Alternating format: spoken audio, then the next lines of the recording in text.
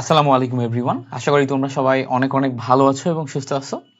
আমি তোমাদের মিল্টন খন্দকার ভাইয়া, তোমাদের সাথে আরো একটি চমৎকার ক্লাস নিয়ে চলে আসছি। আজকে হচ্ছে আমাদের কেমিস্ট্রির 8 নম্বর টপিক, টপিক 8। এবং টপিক 8-এ খুবই চমৎকার একটি টপিক আমরা দেখব। এই টপিক থেকেও আমরা হচ্ছে যে সচরাচর বেশ ভালো মানের প্রশ্ন আসতে দেখি। মানে ধরো যে যেই সমস্ত জায়গাগুলো থেকে, যেই সমস্ত এরিয়াগুলো থেকে প্রশ্ন পিক করা হয়, মৌলের অক্সাইড ধর্ম, এই জায়গা থেকেও কিন্তু অনেক পরিমাণে প্রশ্ন পিক করা হয়।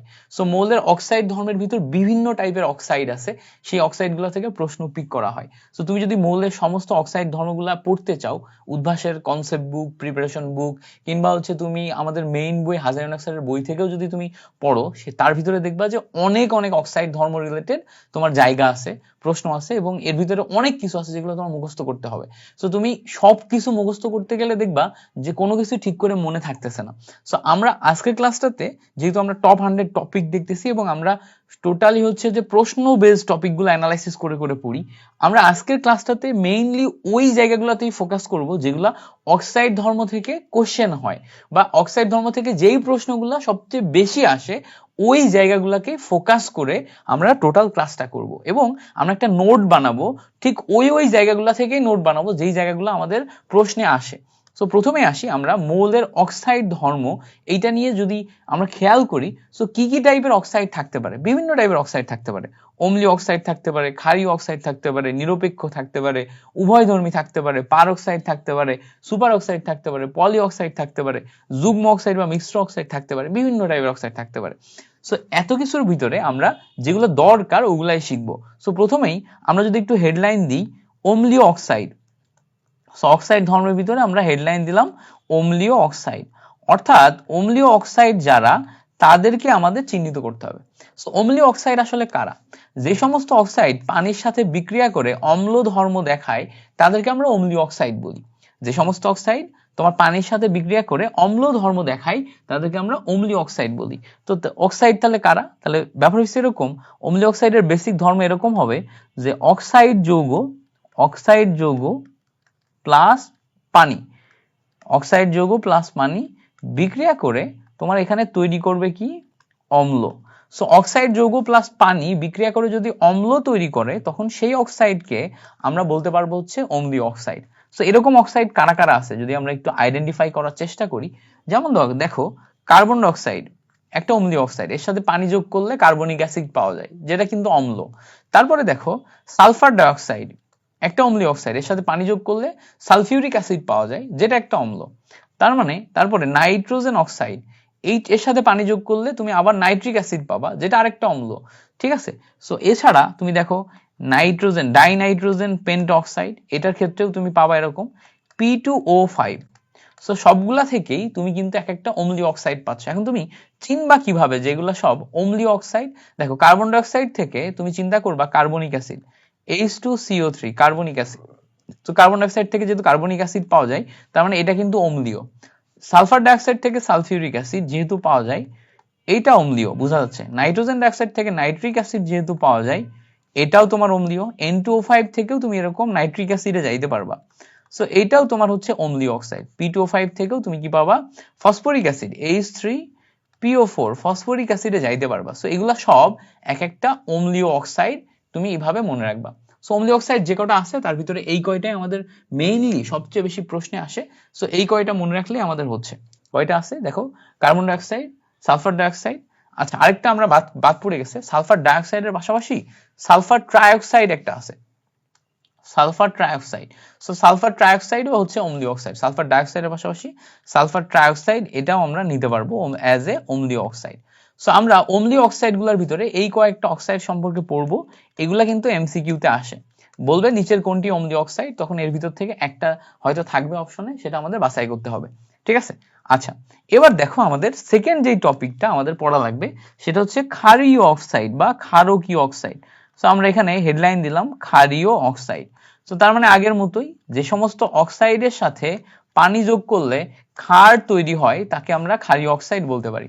এখন বলো তো কারা কারা ক্ষারীয় অক্সাইড দিবে? অনেকগুলো যৌগ আছে যেগুলো ক্ষারীয় অক্সাইড দিবে। সো মেইনলি তোমার হচ্ছে সমস্ত ধাতু, ধাতু পানির সাথে, বা ধাতুর অক্সাইড, ধাতু প্লাস অক্সিজেন, হ্যাঁ, বিক্রিয়া করে তোমার ধাতুর অক্সাইড তৈরি করে বা ধাতব অক্সাইড তৈরি করে। সো এই যে ধাতুর অক্সাইড বা ধাতব অক্সাইড তৈরি করলো, এই ধাতব অক্সাইড সবই হচ্ছে তোমার ক্ষারীয় অক্সাইড, কারণ এরা পানির সাথে বিক্রিয়া করে ক্ষার তৈরি করে। সো আমরা যদি একটু দেখি ধাতব অক্সাইড কারা কারা আছে, যেমন দেখো sodium oxide Na2O, sodium oxide পানির সাথে বিক্রিয়া করে তোমার সোডিয়াম হাইড্রোক্সাইড পরিণত করবে।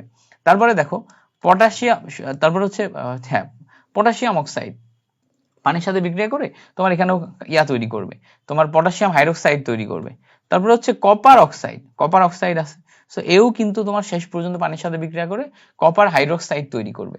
আচ্ছা, তারপরে হচ্ছে আয়রনের সাথে আয়রন হাইড্রোক্সাইড, আয়রন অক্সাইড থেকে আয়রন হাইড্রোক্সাইড তৈরি করা যায়, ক্যালসিয়াম অক্সাইড থেকে ক্যালসিয়াম হাইড্রোক্সাইড তৈরি করা যায়, ম্যাগনেসিয়াম অক্সাইড থেকে ম্যাগনেসিয়াম হাইড্রোক্সাইড তৈরি করা যায়। সো যে সমস্ত ধাতুর সাথে অক্সিজেন আছে সবাই দেখো এখানে আসলে ক্ষারীয় অক্সাইড হিসেবে কাজ করতেছে। এরা কি? এরা সব ক্ষারীয় অক্সাইড হিসেবে কাজ করতেছে। সেগুলো দেখেই বলে দেয়া যায় যে এগুলো সব ক্ষারীয় অক্সাইড, ঠিক আছে? এগুলো দেখেই বলে দেয়া যায়। সো দেখেই যেহেতু বলে দেয়া যাচ্ছে, আইডেন্টিফাই করা যাচ্ছে, এগুলা সব আমরা এমসিকিউ এর জন্য কি করব? মুখস্থ করব। সো এগুলো দেখলাম আমরা কি সব ক্ষারীয় অক্সাইড। এবারটা এখান থেকে সবচেয়ে ইম্পর্টেন্ট একটা টাইপ হচ্ছে নিরপেক্ষ অক্সাইড। নিরপেক্ষ অক্সাইড মানে এই ধরনের অক্সাইড গুলা অম্ল ক্ষার কারোর মতোই আচরণ করে না। সো এই নিরপেক্ষ অক্সাইড এগুলা এমসিকিউ এর জন্য মোস্ট ইম্পর্টেন্ট। এমসিকিউ এর জন্য কি হবে? Most important. ভালো করে পড়ে রাখতে হবে, most important. So most important কারা কারা আছে দেখো, নিরপেক্ষ অক্সাইডের ভিতরে কারা কারা আছে দেখো, কার্বন মনো অক্সাইড নিরপেক্ষ অক্সাইড, নাইট্রোজেন অক্সাইড নিরপেক্ষ অক্সাইড, পানি একটি নিরপেক্ষ অক্সাইড এবং নাইট্রাস অক্সাইড NO এটা একটা নিরপেক্ষ অক্সাইড। সো এইটাকে আমরা কিভাবে মনে রাখতে পারি দেখো, এভাবে মনে রাখতে পারি কো নো পানি, ঠিক আছে, নাই। সো কোনো পানি নাই মুখস্থ করবা, কোতে কার্বন মনোক্সাইড, তারপরে নোতে নাইট্রোজেন অক্সাইড, পানিতে পানি, নাইতে নাইট্রোজেন অক্সাইড নাইট্রাস অক্সাইড যেটা N2O। সো এইভাবে তুমি মনে রাখতে পারো যে এরা হচ্ছে সব নিরপেক্ষ অক্সাইড। এই যে কয়টা নিরপেক্ষ অক্সাইড তোমাকে আমি লিখে দিলাম, যদি তোমার প্রশ্নে দেয় এই কয়টা নিরপেক্ষ অক্সাইডই তোমার থাকবে। সো এরা এরা পানির সাথে বিক্রিয়া করে অ্যাসিড ক্ষার কোনো কিছুই তৈরি করে না, এরা নিরপেক্ষ অবস্থায় থাকে। এই জন্য এই অক্সাইড গুলোকে আমরা কি বলি? আমরা এই অক্সাইড গুলোকে নিরপেক্ষ অক্সাইড বলি। সো অক্সাইড নিয়ে তোমার প্রশ্ন আসবে নিচের কোনটি নিরপেক্ষ অক্সাইড, তখন তোমাকে দাগাইতে হবে। সো নিচের কোনটি নিরপেক্ষ অক্সাইড যদি বলে, এরকম যদি প্রশ্ন করে, নিচের কোনটি নিরপেক্ষ অক্সাইড, নিরপেক্ষ অক্সাইড, দেন তোমাকে অপশন দিয়ে দিবে। অপশন দিয়ে দিবে, কারা কারা অপশন থাকবে দেখো। অপশনে এ নাম্বারে দিছে তোমার হচ্ছে sodium oxide, sodium oxide Na2O, B নাম্বারে দিছে ক্যালসিয়াম অক্সাইড, সি নাম্বারে দিছে কার্বন মনোক্সাইড, ডি নাম্বারে দিছে তোমার হচ্ছে সাপোজ ধরো আমাদের হচ্ছে যে অম্লীয় অক্সাইড কারা ছিল, অম্লীয় অক্সাইডের ভিতর যারা ছিল, যেমন ধরো হচ্ছে কার্বন ডাইঅক্সাইড দিয়ে দিছে। তো এখন তুমি চিহ্নিত করবা কোনটা নিরপেক্ষ অক্সাইড। দেখো এইটা তো অম্লীয় অক্সাইড, এটা ক্ষারীয় অক্সাইড, এটা ক্ষারীয় অক্সাইড, এইটা হচ্ছে আমার নিরপেক্ষ অক্সাইড। সো আমার এইভাবে তোমার যেই অক্সাইড গুলার ভিতর থেকে প্রশ্ন যদি আসে তাহলে আইডেন্টিফাই করে দাগাতে হবে। এবার আসো সবচেয়ে ইম্পর্টেন্ট যেই প্রশ্নটা কোনো না কোনো ইউনিভার্সিটিতে তুমি পাবাই, এইটা হচ্ছে উভধর্মী অক্সাইড থেকে, উভয় ধর্মী বা উভধর্মী অক্সাইড। সো উভয়ধর্মী বা উভধর্মী অক্সাইড এইটা আমাদের প্রশ্নে সবচেয়ে বেশি আসে। কারা কারা উভয়ধর্মী অক্সাইড হিসেবে কাজ করে তাদের যদি একটা লিস্ট আমরা মুখস্থ করার চেষ্টা করি, দেখো সবসময় মনে রাখবা জিঙ্ক অক্সাইড উভধর্মী অক্সাইড হিসেবে কাজ করে, অ্যালুমিনিয়াম অক্সাইড Al2O3 উভধর্মী অক্সাইড হিসেবে কাজ করে, তারপরে টিন অক্সাইড SnO2 উভধর্মী অক্সাইড হিসেবে কাজ করে, লেড অক্সাইড, লেড অক্সাইডের দুইটা ফর্ম LbO আর PbO আর PbO2, এগুলো সব আমাদের উভয়ধর্মী অক্সাইড হিসেবে কাজ করে। তাহলে উভয়ধর্মী অক্সাইড আমরা কয়টা দেখলাম দেখো, এখানে আমরা টোটাল তোমার হচ্ছে 1 2 3 4 5টা অক্সাইড দেখছি। সো এই যে 5টা 1 2 3 4 5, 5টা হচ্ছে আমাদের একদম ঠাড়া মুখস্থ করতে হবে যে জিঙ্কের oxide, aluminium oxide, tin oxide উভধর্মী অক্সাইড, লেডের দুইটা অক্সাইড উভধর্মী অক্সাইড। এখন উভধর্মী মানে কি? এরা তোমার হচ্ছে যে অম্লের মতো আচরণ করে, ক্ষারের মতো আচরণ করে। সো যে সমস্ত অক্সাইড গুলো অ্যাসিড ক্ষার উভয়ের সাথে বিক্রিয়া করে লবণ পানি উৎপন্ন করতে পারে তাদেরকে আমরা উভয়ধর্মী অক্সাইড বলি। সো এ অ্যাসিডের সাথেও বিক্রিয়া করে লবণ পানি তৈরি করে, এ ক্ষারের সাথে বিক্রিয়া করে লবণ পানি তৈরি করে।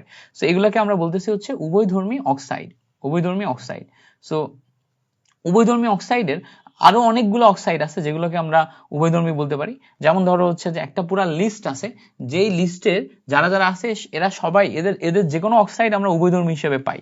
যেমন দেখো জিঙ্ক লিস্টের ভিতর কি আছে, জিঙ্কের অক্সাইড উভয়ধর্মী, টিনের অক্সাইড উভয়ধর্মী, বোরনের অক্সাইড উভয়ধর্মী, তারপর হচ্ছে ইন্ডিয়ামের অক্সাইড উভয়ধর্মী, গ্যালিয়ামের অক্সাইড উভয়ধর্মী, তারপর হচ্ছে তোমার তোমার এসএন এর অক্সাইড, এটা হচ্ছে টেলুরিয়াম না কি জানি একটা নাম, টিন না টেলুরিয়াম না কি জানি নাম, এটার অক্সাইড। আর এটা হচ্ছে এসএন হচ্ছে টিনের অক্সাইড।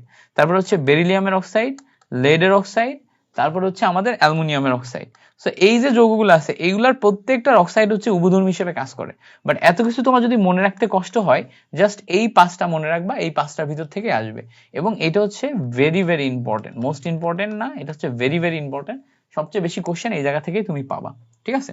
আচ্ছা, এবার আমরা হচ্ছে যে আরো কিছু অক্সাইড সম্পর্কে জানি। যেমন ধরো আমাদের পার অক্সাইড, আমরা পার অক্সাইড চিনি। পার অক্সাইড, যেই অক্সাইডে তোমার অক্সিজেনের মান হচ্ছে -1, সেটা হচ্ছে পার অক্সাইড। পার অক্সাইডের ভিতর কে কে আছে, যেমন হচ্ছে H2O2 একটা পার অক্সাইড, তাই না? তারপরে H2O2 এর পাশাপাশি তোমার হচ্ছে Na2O2 সোডিয়াম অক্সাইড, পার অক্সাইড। সো H2O2 Na2O2 পার অক্সাইড। তারপরে এছাড়াও আমাদের পার অক্সাইড আরো আছে, যেমন হচ্ছে বেরিয়াম অক্সাইড, এটাও হচ্ছে পার অক্সাইড হিসেবে কাজ করে। সো এই কয়েকটা পার অক্সাইড সম্পর্কে তুমি একটু মাথায় রাখবা। এরপরে দেখো আরেকটা অক্সাইড আছে, যে অক্সাইডটাও আমাদের আসে super oxide. So super oxide কারা, সুপার অক্সাইড কারা? যেমন দেখো আমরা আগে থেকেই সুপার অক্সাইড সম্পর্কে জানি যে পটাশিয়াম সুপার অক্সাইড হচ্ছে KO2, এই একটাই সুপার অক্সাইড সম্পর্কে আমাদের জানলে হয়। এই সেম ভাবে সোডিয়াম তোমার অক্সাইড, এটাও কিন্তু সুপার অক্সাইড, এই দুইটা তোমার সুপার অক্সাইড হিসেবে কাজ করে। সো এই দুইটা সম্পর্কে জানলেই আমাদের হচ্ছে। এছাড়া আমাদের আরো অনেক ধরনের অক্সাইড আছে, যেমন মিশ্র অক্সাইড, সাব অক্সাইড, পলি অক্সাইড, এগুলো সম্পর্কে আমাদের খুব একটা প্রশ্ন আসতে দেখা যায় না। যেই কয়েকটা অক্সাইড সম্পর্কে তোমাকে পড়াই দিলাম, জাস্ট এই কয়টা সম্পর্কে প্রশ্ন সবচেয়ে বেশি আসে। তাহলে আমরা কি দেখলাম, আমরা প্রথমে অম্লীয় অক্সাইড দেখলাম, এই কয়টা মুখস্থ করবা। ক্ষারীয় অক্সাইড দেখলাম, এই কয়টা মুখস্থ করবা। নিরপেক্ষ অক্সাইড দেখলাম, এই কয়টা মুখস্থ করলাম। উভয়ধর্মী অক্সাইড দেখলাম, এই কয়টা মুখস্থ করবা। আর এখান থেকে পার অক্সাইড এবং সুপার অক্সাইড, এই দুইটা মুখস্থ করবা। এই কয়েকটা অক্সাইড থেকে তুমি একটা এমসিকিউ কোথাও না কোথাও পাবাই। সো এইটা একটু ভালো করে পড়ে রেখো, ঠিক আছে? সো আশা করি টোটাল ক্লাসটা তুমি বুঝতে পারছো। যারা যারা এতক্ষণ ধরে মনোযোগ দিয়ে ক্লাসটি করছো, thank you so much for watching this class.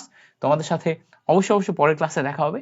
আর মাথায় রাখবা, শুধুমাত্র কঠোর পরিশ্রম করলেই হবে না, তোমাকে নিয়মিত কঠোর পরিশ্রম করতে হবে, তাহলেই তুমি একজন সফল মানুষ হয়ে উঠবা। Thank you so much.